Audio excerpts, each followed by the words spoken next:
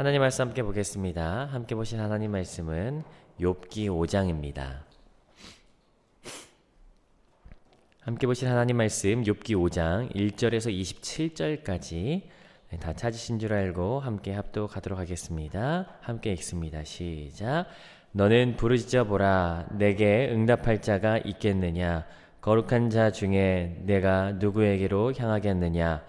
분노가 미련한 자를 죽이고 시기가 어리석은 자를 멸하느니라. 내가 미련한 자를 뿌리내리는 것을 보고 그의 집을 당장에 저주하였노라.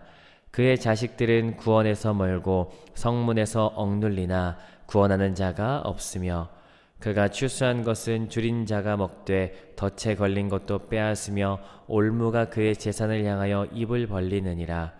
재난은 티끌에서 일어나는 것이 아니며 고생은 흙에서 나는 것이 아니니라.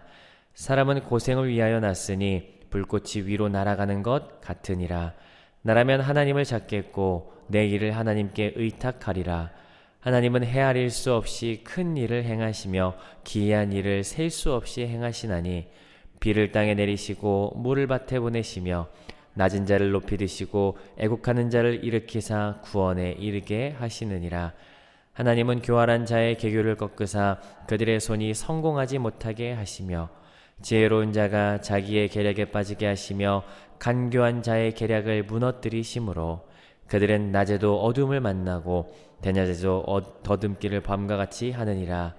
하나님은 가난한 자를 강한 자의 칼과 그의 입에서 또한 그들의 손에서 구출하여 주시나니 그러므로 가난한 자가 희망이 있고 악행이 스스로 입을 다무느니라. 볼지어다 하나님께 징계받는 자에게는 복이 있나니 그런즉 너는 전능자의 징계를 업신여기지 말지니라. 하나님은 아프게 하시다가 싸매시며 상하게 하시다가 그의 손으로 고치시나니 6가지 환난에서 너를 구원하시며 7가지 환난이라도 그 재앙이 내게 미치지 않게 하시며 기근 때의 죽음에서 전쟁 때의 칼의 위협에서 너를 구원하실 터인즉 내가 혀의 채찍을 피하여 숨을 수가 있고 멸망이 올 때에도 두려워하지 아니할 것이라. 너는 멸망과 기근을 비웃으며 들짐승을 두려워하지 말라. 들에 있는 돌이 너와 언약을 맺겠고 들짐승이 너와 화목하게 살 것이니라. 내가 내 장막의 편안함을 알고 우리를 살펴 내 자손이 많아지며 내 후손이 땅의 풀과 같이 될 줄을 내가 알 것이라. 내가 장수하다가 무덤에 이르리니 마치 곡식단을 제때에 들어올림 같으니라. 볼지어다 우리가 연구한 바가 이와 같으니 너는 들어보라. 그러면 내가 알리라. 아멘. 함께 말씀을 살펴보도록 하겠습니다. 욥은 온전한 사람이었습니다. 그것은 욥기 1장 1절이 말하고 있죠. 아마도 그의 삶이 이방인이었음에도 불구하고 하나님을 경외하고 그의 삶이 정직한 삶이었기 때문이지 않았을까 생각을 하게 됩니다. 신약 성경에서도 온전한 삶, 온전한 사람에 대해서 이야기를 하죠.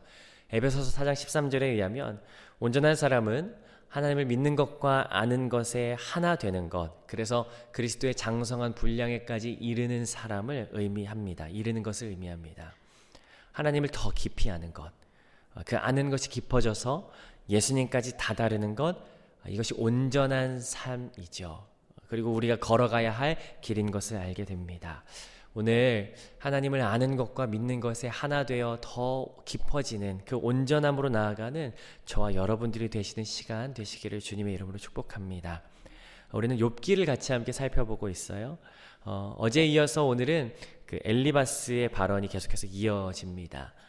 지혜자의 도시였던 대만 출신 사람, 그리고 오랜 세월을 살아왔기 때문에 오랜 세월 동안 쌓아진 그 연륜과 경험으로 인해서 엘리바스를 말할 때 우리는 한마디로 지혜자라고 말할 수 있다라고 어제 이야기했습니다. 그 지혜자인 엘리바스가 욥을 향해서 참지 못하고 말하기 시작했죠. 굉장히 논리적으로 말했어요. 욥의 경험과 객관적인 사실과 개인적인 영적 체험을 통해서 욥에게 이야기했죠. 그 내용이 무엇이었습니까? 까닭없는 고난은 없다. 잘 생각해봐라. 너 분명히 죄가 있을 것이다 라는 논점에서 이야기를 했습니다. 오늘도 이러한 배경에서 엘리바스의 발언이 계속해서 이어지는데요. 오늘 본문 5장은 세 개의 구조로, 세 단락으로 구분해서 볼 수 있을 것 같습니다. 특별히 5장에서는 하나님이 어떤 분이신지에 대해서 드러내는데요.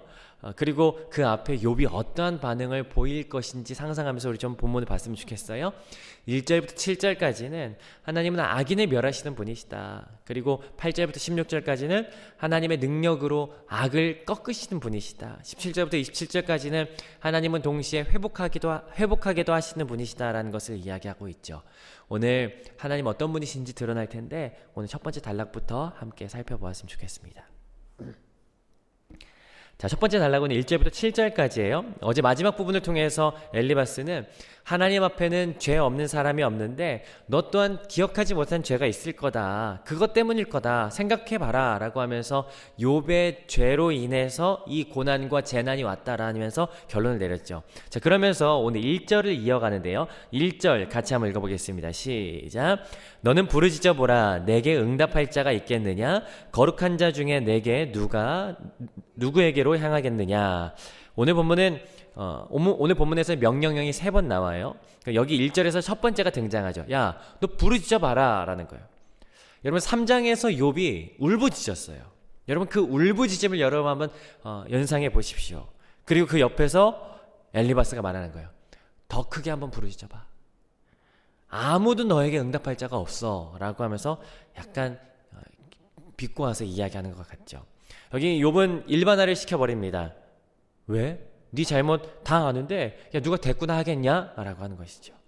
심지어 거룩한 자 중에서도 내게 하소연할 사람이 없다. 내가 하소할 사람이 없다는 거예요.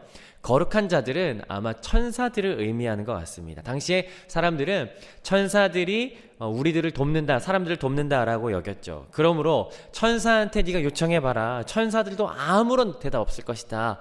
아무 소용없다. 네 죄 때문인데 누구 하나 응답하겠냐라고 이야기하는 것이죠. 그러면서 잠언에서 한번 본 것 같은 그런 구절 2절에서 이어지는데요. 2절 같이 읽어봅니다. 시작. 분노가 미련한 자를 죽이고 시기가 어리석은 자를 멸하느니라. 분노가, 시기가 사람을 죽인답니다. 그리고 그 분노와 시기를 품은 사람은 미련한 자라고 이야기하는데요. 미련하다라고 하는 말은 에빌이라고 하는데 굉장히 거친 말입니다. 어리석은이라고 하는 말도 포테흐라고 하는데요. 마찬가지로 거칠고 모욕적인 말이에요. 그 설교이기 때문에 담을 수 없는 그런 모욕적인 말들, 그런 욕설이죠. 여러분 무엇이 그들을 그렇게 죽인다라고 하냐면 분노가, 시기가 그들을 죽음에 이르게 한다고 하는 거예요. 여러분 갑자기 잠언 경구와 같은 그런 말들을 갑자기 엘리바스가 이야기하는 이유가 뭘까요? 마찬가지로 욥을 염두에 두고 이야기하는 것이에요. 3장에서 그렇게 분노하면서 나의 태어난 날을 미워하고 고통스러워하면서 그 분노했던 그 욥의 분노와 의심, 시기 이런 가득 찬 그런 사람은 방금 읽은 2절에 의하면 미련하며 어리석은 자라고 이야기하는 것이죠. 한마디로 말하자면 욥, 너의 그 분노가, 너의 그 의심이 너를 이렇게 미련하게 어리석게 만들어서 너를 죽음으로 내모는 거다라고 하는 거예요. 그러면서 3절, 4절, 5절에서는 자기의 경험을 하나 끄집어서 이야기하는데요. 3절 같이 한번 읽어봅니다. 3절 시작. 내가 미련한 자가 뿌리 내리는 것을 보고 그의 집을 당장에 저주하였느라. 내가 어떤 사람 한 명 봤는데 근데 그 사람 미련한 사람이었어. 그런데 그 사람이 뿌리 내리는 것, 뿌리 내린다라고 하는 것은 어떤 의미일까요? 그 삶이 형통해지는 것을 봤다는 거예요. 미련한 사람인데 그 삶이 잘 돼가는 것을 보면서 엘리바스가 뭐 했다라고 이야기하냐면요, 당장에 그 사람 저주했다랍니다. 왜냐하면 악한 사람 잘 되면 안 되니까 내가 기도했다, 그런 의미이죠. 그런데요, 이 엘리바스가 예시로 드는 야 내가 미련한 사람 한 사람 봤는데 라고 하는 이 미련한이라고 하는 말이요, 방금 욥을 통해서 너 분노와 시기가 가득한 그런 사람 미련한 사람이야 라고 이야기할 때 2절에 그 미련하다라는 단어와 똑같은 단어입니다. 물론 대놓고 욥을 이야기하는 것은 아니에요. 그러나 욥이 아니라고도 할 수 없는, 그런데 그 내용이 얼마나 그 마음에, 그 아픈 마음에 죄를 뿌리는지요. 4절 한번 읽어보지 않으실까요? 4절 한번 읽어보겠습니다. 시작. 그의 자식들은 구원에서 멀고 성문에서 억눌리나 구하는 자가 없으며. 욥이 당한 가장 큰 아픔 중에 하나가 자식들을 잃어버린 고통일 거예요. 그런데 여기 그 자식들을 이야기해. 야, 내가 그 미련한 사람 봤었는데, 야, 그 사람 내가 저주했더니 어떻게 됐는지 아냐? 그의 자식들이 구원에서 멀어지고 그 자녀들에게 문제가 생기더라. 어려움 당해도 구해낼 수 없는 그런 처지가 되더라. 5절은요. 그가 추수한 것은 줄인 자가 먹되 덫에 걸린 것도 빼앗기며 올무에 그의 재산을 향하여 입을 벌리느니라. 한마디로 말하면 뭐예요? 그 사람 저주했더니 그 사람 재산도 한순간에 잃어버리더라 라고 해요. 여러분, 이거 뭘까요? 내가 봤던 사람 한 사람 있는데, 야, 그 사람 이야기하는 거지만 사실은 욥이 아니라고도 말할 수 없는 상황. 여러분, 이런 거 아니겠습니까? 뭐 갑자기 어떤 사람이 저한테 와서 이런 얘기하는 거예요. 목사님, 제가 아는 사람 이름이 있는데 그 사람 이름도 창훈이라고 하더라고. 그런데 그 사람도 하필 목사인데요. 아, 그거 참 신기하죠. 근데 그분 자녀도 셋이에요. 아유, 참. 근데 그 목사가 영 별로예요. 여러분, 이런 얘기 들으면 제가 기분이 어떨까요? 안 좋죠. 저를 지칭하는 건 아닌데 나 들으라고 하는 거잖아요. 여러분, 지금 엘리바스가 욥을 향해서 이야기할 때 지금 그런 느낌인 거예요. 그러면서 그런 이야기 속에서 그런 미련한 자가 당한 고통을 보면서 뭐라고 하냐면요. 6절입니다. 6절 같이 한번 읽어봅니다. 시작. 재난은 티끌에서 일어나는 것이 아니며 고생은 흙에서 나는 것이 아니니라. 재난은 티끌이나 흙에서 나는 것이 아니래요. 여러분, 티끌이나 흙은 먼지예요. 그래서 아무것도 아닌 것이라는 의미가 되죠. 그러니까 이걸 다시 한번 해석해 보면 재난이나 고생은 아무 이유 없이 생기는 것이 아니라는 것입니다. 마치 7절은 아마 욥기에서 가장 어려운 절 해석이 될 거거든요. 근데 의미를 좀 살려서 이야기해 본다면 그건 마치 불꽃을 피우면 불꽃이 위를 향해서 날아가지 않습니까? 그런 것처럼 당연하게 사람은 죄에 빠지기 쉽다라는 것이에요. 결국 뭘 이야기하고 싶냐면 아무 까닭 없는 고난이 있을 수 없다. 죄를 지을 수밖에 없는 인간이기 때문에 욥 당신에게 반드시 죄 있을 겁니다. 라고 너 죄 지었다. 라고 이야기하는 거예요. 이거 말하고자 하는 것이죠. 그러면서 두 번째 단락 8절부터 16절까지를 이야기하는데요. 8절에서는 그럼 차라리 이런 상황에서 너 하나님 찾고 하나님께 용서 구해라. 나 같으면 하나님께 회개하겠다라고 이야기하는 것이죠. 쉽게 말하자면 이 잘못, 지금 너 잘못해서 생긴 이 고통이니까 너 그냥 회개해 라고 이야기하는 겁니다. 그리고 회개해야 할 근거를 9절부터 말하기 시작하죠. 9절 같이 한번 읽어봅니다. 시작. 하나님은 헤아릴 수 없이 큰 일을 행하시며 기이한 일을 셀 수 없이 행하시나니. 이제 하나님이 어떤 능력을 가지셨는지에 대해서 이야기해요. 하나님 큰 일을 행하신다. 하나님 능력이 많으시다. 예를 들어서 첫 번째, 두 번째, 세 번째 예를 들어서 이야기하는데요. 첫 번째는 자연 세계에 행하시는 하나님의 모습을 보면서 이야기해요. 10절 비를 내리시고 물을 밭에 보내시는 분이시다. 두 번째, 연약한 자들에게 어떻게 행하시는지 11절에 나타나요. 낮은 자를 높이시고 애곡한 자를 일으키시는 분. 세 번째, 악한 자들에게는 어떻게 행하시냐면 12절 13절입니다. 교활한 자의 계교를 꺾으시고 13절 지혜로운 자라고 여기 해석했는데 지혜로운 자는 다른 번역이 필요할 것 같습니다. 뒤틀린 말을 하는 자라고 하는 것으로 바꾸는 게 더 좋을 것 같아요. 그러니까 뒤틀린 말을 하는 자의 계략에 뒤틀린 말을 하는 자는 자기 계략에 빠지고 그리고 간교한 자는 그의 계략이 무너지게 하시는 그분이 하나님이시다라고 하는 거예요. 하나님 위대하시다. 하나님 많은 일을 행하신다. 큰 일을 행하신다. 그러니까 너 회개하고 그분에게 용서를 구하는 것이 합당하다라는 것이에요. 악은 결국 무너질 거야. 여러분, 숨기지 말고 회개하라 라고 하는 이 말을 듣는 욥이 과연 어떤 심정이었을까? 자, 그리고 세 번째 단락으로 가보시죠. 여기 17절부터 27절에도 역시 하나님의 성품, 하나님이 어떠한 분이신지 어떤 능력을 행하시는지가 드러나죠. 여기 17절에는 두 번째 명령형이 여기 들어갑니다. 17절 한번 읽어보겠습니다. 시작. 볼지어다 하나님께 징계받는 자에게는 복이 있나니 그런즉 너는 전능자의 징계를 업신여기지 말지니라. 여러분, 이 구절은 우리가 어디서 많이 봤던 구절과 유사해요. 제가 읽어보겠습니다. 잠언 3장 11절 12절인데요. 내 아들아 여호와의 징계를 경히 여기지 말라. 그 꾸지람을 싫어하지 말라. 대저 여호와께서 그 사랑하는 자를 징계하시기를 마치 아비가 그 기뻐하는 아들을 징계함같이 하시나니. 엘리바스는요, 하나님의 징계가 훈계가 오히려 복이다라고 이야기하고 있죠.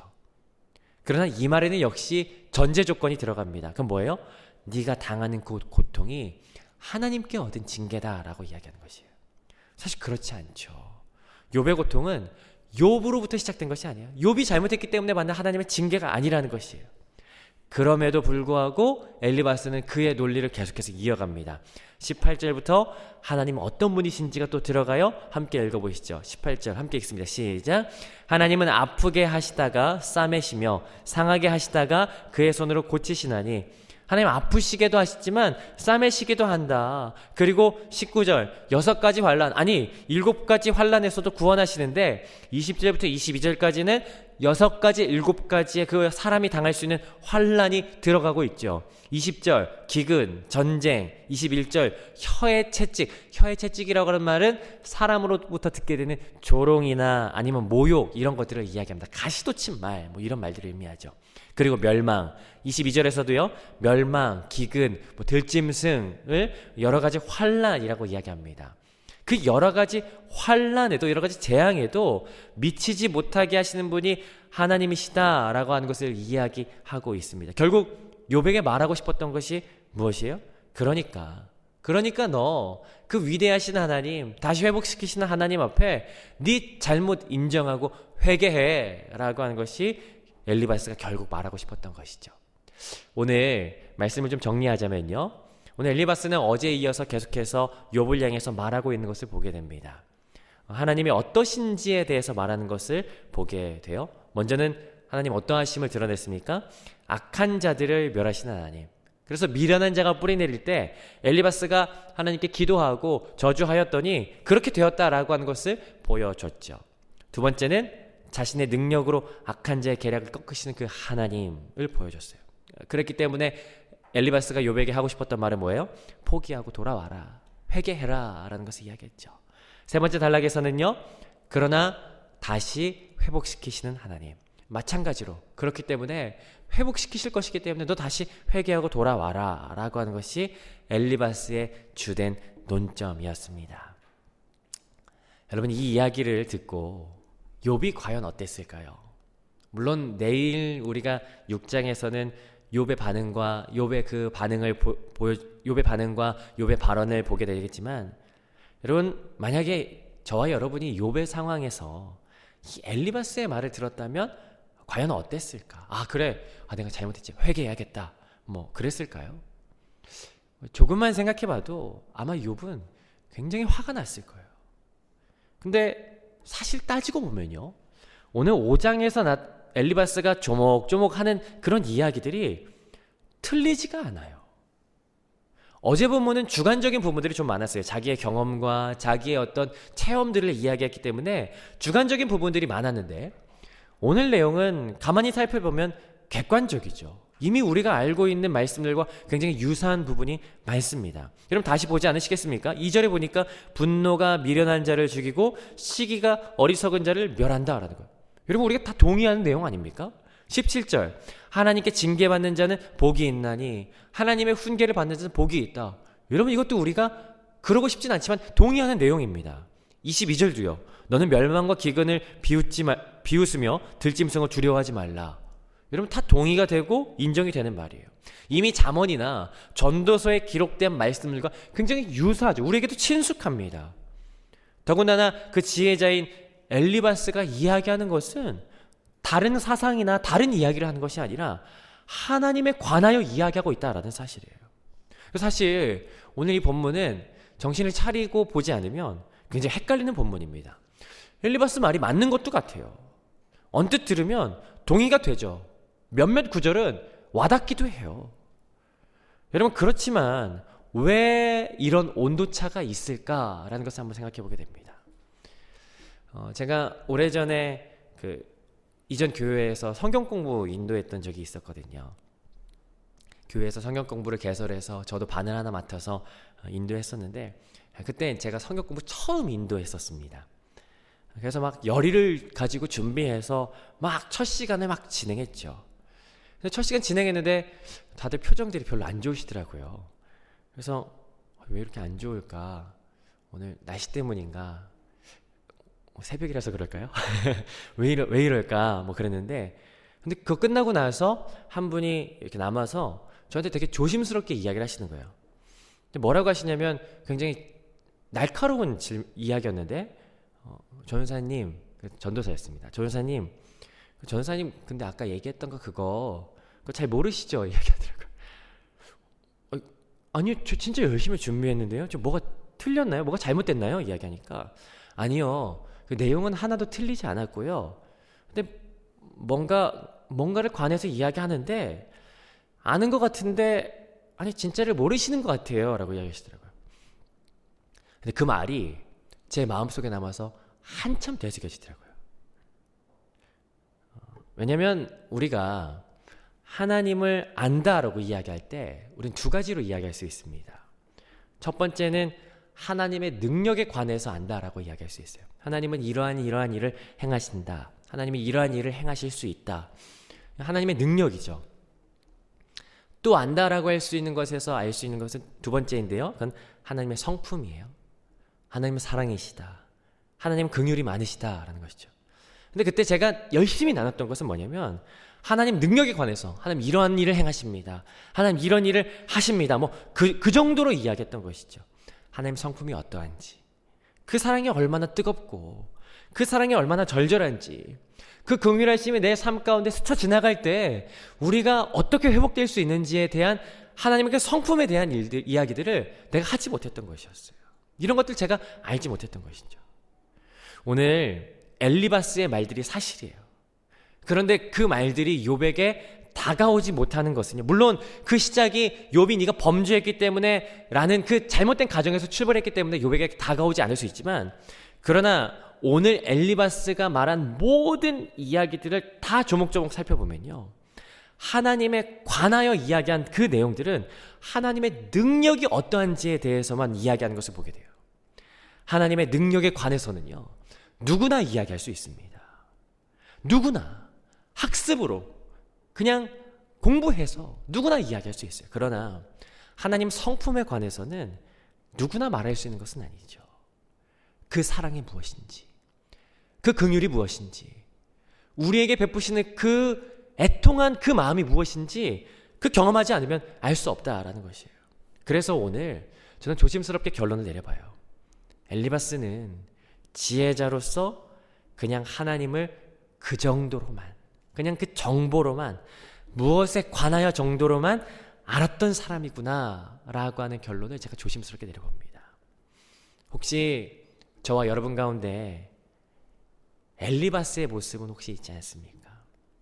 하나님 안다, 하나님 믿는다 라고 하는데 그냥 그저 하나님이 어떤 일을 행하시는지, 하나님의 능력이 무엇인지, 그냥 어떤 일을 하시고 어떤 일을 행하시는지 그 정도 수준만 알고 있지는 않습니까? 그렇다면 진짜 하나님이 어떤 분이신지 더 깊이 알아가는 우리가 되었으면 좋겠어요.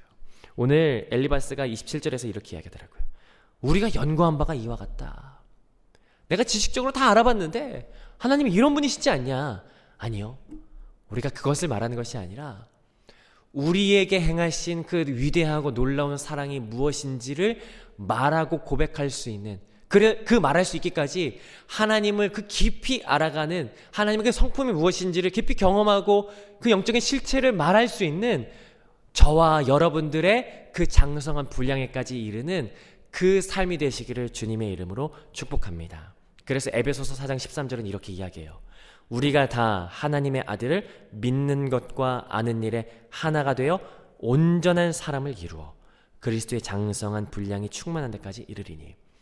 하나님을 아는 것이 오늘 더 깊이 있는 하루가 되시기를 주님의 이름으로 축복합니다. 예수님을 알아가는 것이 더 장성한 분량에 이르기까지 충만하여지기를 주님의 이름으로 축복해요. 그래서 우리가 말하고 우리가 나눌 수 있는 그 예수님의 어떠하심이 피상적이지 않고 그 실제와 그 깊이가 더 풍성하여질 수 있는 그 놀라운 역사가 저와 여러분 가운데 있기를 주님의 이름으로 축복합니다.